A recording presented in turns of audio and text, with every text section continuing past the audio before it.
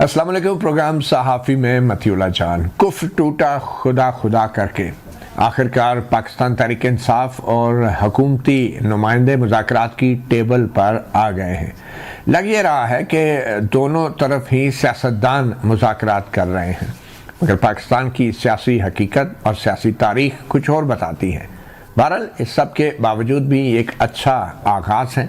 पाकिस्तान में सियासी माहौल को बहाल करने का सियासतदानों के दरमियान बातचीत जारी रहनी चाहिए। और अब इस बातचीत से निकलेगा क्या?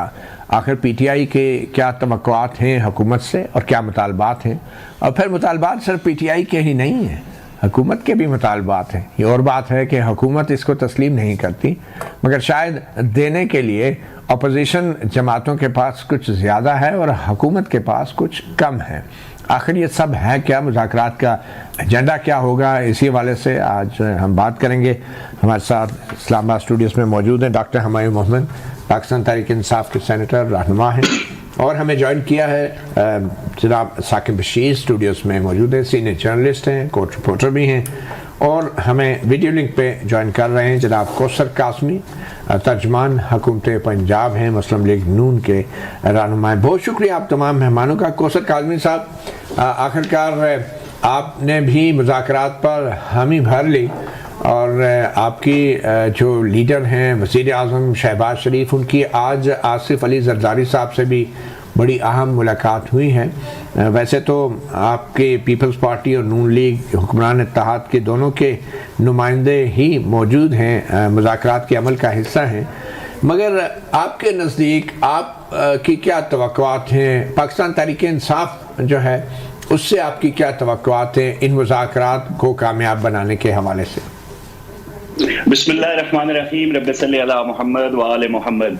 मतीउल्लाह जान साहब, आज तो मैं तवक्को कर रहा था कि इस्लामाबाद के अंदर कोई भी सहाफ़ी जब अपना प्रोग्राम शुरू करेगा तो आगाज़ होगा मरियम नवाज के इनिशिएटिव से, जो उन्होंने आज पास यूनिवर्सिटी के अंदर तलबा को स्कॉलरशिप के चेक कमा कर किया। खुसूसन ऐसे हालात में जब मुल्क की एक जमात तहरीक इंसाफ जो है वो तलबा के हाथों में डंडे सोटे और इंतशारी सियासत उनको सिखा रही है, ऐसे माहौल के अंदर वज़ीर आला पंजाब की जानिब से ये जो अमल था यकीनन काबिल तारीफ भी है और काबिल तशहीर भी है। चले आप कुल मालिक मुख्तार हैं, आपने आगाज से किया, उसी का जवाब देते हैं कि देखें हमने कब मुज़ाकरात की बात नहीं की मती। हमने तो जब ये धरने में बैठे हुए थे, फिर 2018 हो या मौजूदा हालात हो, हमारी तरफ से हमेशा बातचीत को अहमियत दी गई। बातचीत कौन नहीं करता था? वो लोग जो कहते थे कि इन सियासतदानों का कद काट क्या है, इनकी अहमियत क्या है, इनकी औकात क्या है, इनसे क्या बात करनी, इनके मालिकों से हम बात करेंगे। चले बिल आखिर उनको अकल आ गई, उन्होंने एक कमेटी बना दी और आज बड़े अच्छे तरीके से जो एजेंडा है इसका मुज़ाकरात का जो खाका है वो पेश किया गया। और उस मीटिंग के बाद जब असद कैसर बाहर आते हैं और इसहाक डार और राना सना, जब उन्होंने मीडिया से बात की तो बड़ी अच्छी पेशरफ्त हमें नजर आई। लेकिन जो इनके मुतालबात हैं कि जुडिशल कमीशन बना दे, एक सेकंड कौसर साहब, इनके मुतालबात पे भी हम आएंगे और मेरे ख्याल में ये खुद भी उन पे बात करेंगे। डॉक्टर हुमायूं जो हैं, आप क्या तवक्को कर रहे हैं पीटीआई की तरफ से? आप क्या तवक्को कर रहे हैं कि उनको क्या करना है? और हुकूमत के भी तो जाहिर बात है मुतालबात हैं ना। देखिए हुकूमत का क्या मुतालबा है? हुकूमत का यही मुतालबा है कि इस वक्त मुल्क जो तरक्की के रास्ते पे चल पड़ा है तो उसको चलने दें, इंतशारी सियासत की नजर इकोनॉमी को और दीगर जो हमारे मसाइल हैं उनकी तरफ तवज्जो दे लेने दें और इस सिस्टम को चलने दें। इसके अलावा क्या हो सकता है? हाँ, ये हम जरूर, हमें ये शक भी है, खदशा भी है, अगर तमाम मामलात जो है वो तकमीली मराइल की तरफ चले जाते हैं, मुज़ाकरात कामयाब हो जाते हैं, इनके जुडिशल कमीशन का मुतालबा मान लिया जाता है, तो खान साहब उसको वीटो ना कर दें।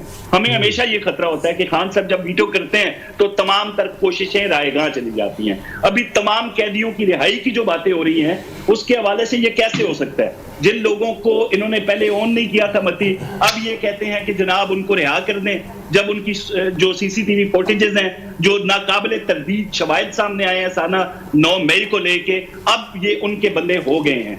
जब आज भी जो फुटेजेस रिलीज की गई स्पेशली आईएसपीआर की जानिब से, उसमें भी लोगों के एतराफी बयानात मौजूद हैं और उस फुटेजेस के अंदर उनको तोड़ फोड़ करते हुए देखा जा सकता है। अब जो चीजें हुकूमत के बस में है, जो सियासत है, उस पर तो हम बात कर सकते हैं। चले इस पर भी बात करते हैं। ये एतराफी बयानात जो हैं ज़ेरे हिरासत मुल्ज़मान के लेना और उनको नशर करना, یہ بھی ایک بہت بڑی میں سمجھتا ہوں منصفانہ ٹرائل کی سنگین خلاف ورزی ہے، اور ان اعترافی بیانات کی کوئی اہمیت نہیں ہوتی، مگر ابھی ان کی اپیلیں آنی ہیں، اور ان اپیلوں پر اس طرح کی ویڈیو چلا کے اثر انداز ہونا بھی، یہ بھی ایک میں سمجھتا ہوں بہت ہی انتہا قسم کا میں سمجھتا ہوں ایک غیر قانونی کام ہے، اور ڈیو پروسیس اور فیئر ٹرائل کے منافی چیز ہے۔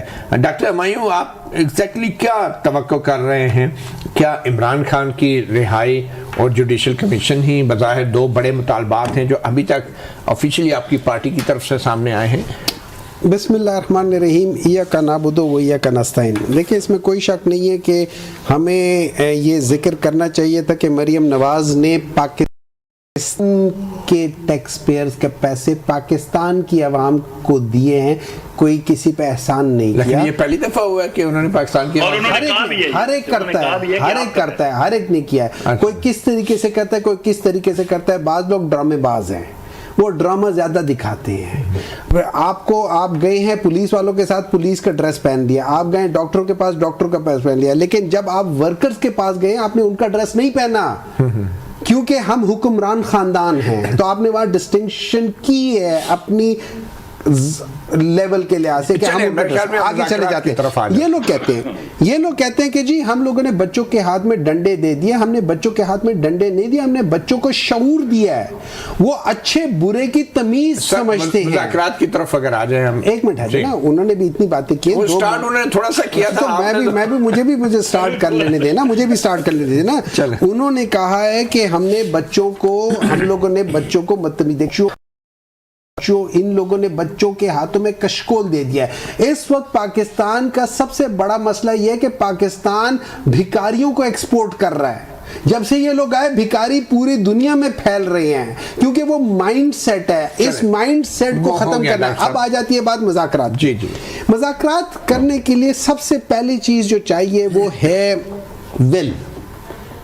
آپ اس نیت سے بیٹھیں، سنیں نا، آپ اس نیت سے بیٹھیں کہ ہم لوگوں نے ایک چیز کا حل نکالنا۔ سر آپ پی ٹی آئی کی بات کریں، پی ٹی آئی کی ول ہے یا نہیں؟ دیکھیں، پی ٹی آئی کی ول ہمیشہ سے تھی، ہمیشہ سے ہے۔ اچھا، پرابلم اس میں یہ ہے جب آپ کے پاس مینڈیٹ نہ ہونا، you don't become a deciding factor. آپ نے مان لیا نا، پارلیمنٹ کے مینڈیٹ کو بھی مان لیا آپ نے، مذاکرات کے ٹیبل پہ بیٹھ کے اسپیکر کی نگرانی میں مذاکرات ہو رہے ہیں۔ To the best of my ability میں آج بھی سمجھتا ہوں ان لوگوں کے پاس مینڈیٹ نہیں ہے، but for the larger interest of the country ہم کہتے ہیں چلو کوئی بات نہیں، ہم ایسے لوگوں سے بھی بات کرنے کو، چونکہ یہ ہمیشہ سے کہتے تھے کہ جی آپ ہم سے بات نہیں کرتے۔ ان کے پاس اختیار ہے، جن کے پاس کوئی اختیار نہیں، تو پھر کیوں مذاکرات کر رہے ہیں؟ ہم اس لیے کر رہے ہیں تاکہ یہ ایکسپوز ہو جائے، پتہ چل جائے کہ ان کے اختیارات کتنے ہیں۔ پتہ نہیں کون ایکسپوز ہو گیا، میرا یہ ہے کہ جو بھی ہوگا ایکسپوز ہو جائے گا، ایکسپوز ہو جائے گا، وقت کے ساتھ ساتھ ساری چیزیں ایکسپوز ہوتی جائیں گی۔ سچ چھپ نہیں سکتا، جھوٹ کو آپ چھپا نہیں سکتے۔ جو آپ مطالبات کر رہے ہیں کہ خان صاحب اور سیاسی قیدیوں کو رہا کیا جائے، جوڈیشل کمیشن بنایا جائے، نہ ان کے پاس مینڈیٹ ہے نہ اختیار ہے، تو پھر آپ یہ مطالبات کیسے کر رہے ہیں؟ متی اللہ صاحب، اس طرح یہ ہے، مطالبات کس سے کر رہے ہیں؟ دیکھیں متی اللہ صاحب، اس طرح سے دیکھیں، ہم ان کو کہہ رہے ہیں، آپ یہ سمجھ لیں کہ کہنی تین ہوں تو سنانے نو ہوں، آپ جو مرضی کہہ لیں۔ کس کو سنا رہے ہیں؟ نو کون ہے؟ جو بھی ہے نا، میں بتا رہا ہوں، دیکھیں نا، ہمارے سامنے یہ آئے ہیں، ہم ان سے بات کر رہے ہیں، تھوڑا وضاحت کر دینا کون ہے؟ ہمارے سامنے یہ آئے ہیں، ہم ان سے بات کر رہے ہیں، آگے یہ انہوں نے کس کو کیا بتانا ہے وہ ان تک ہے، ٹھیک ہے؟ سمپل سی بات ہے، ایک بات یاد رکھیں، دو مطالبات ہیں، دونوں میں سے کوئی چیز ناجائز نہیں ہے۔